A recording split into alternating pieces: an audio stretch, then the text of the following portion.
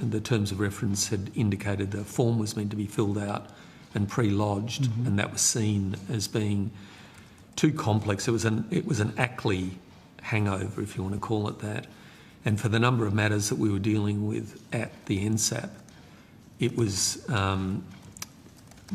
not going to be an effective way of trying to manage the variety of conflicts that could be there. Given that the oral reporting by Commissioner Brereton in the Robodebt matter and written, the oral and written had multiple variations of the nature of the conflict of interest, you don't think that history would suggest a clear written statement about the conflict of interest would be an integrity measure in the NACC? Well, he had put forward clear written statements about the potential conflicts that he had. And they differed with his oral statements. And multiple versions. And he made... I've asked you already to not interrupt Mr. Reed when he's answering your question.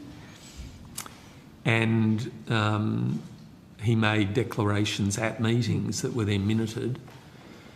So there was certainly no issue from my perspective in terms of him being upfront about the fact that he had conflicts in a variety of places potentially.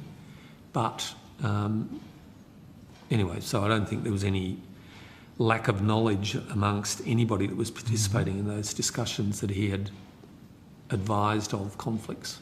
Well, there are now 4 different versions that Commissioner Brereton gave about his conflict of interest during the process, and there's a 5th version that's found on your website. As a further clarification, we now have 5 different versions. You don't think that even just a sensible review of that would suggest that that's not a particularly good process and that there's actually a powerful reason to have one considered written, just for the good of the NACC, given what's happened in this case? I mean, that might be your view.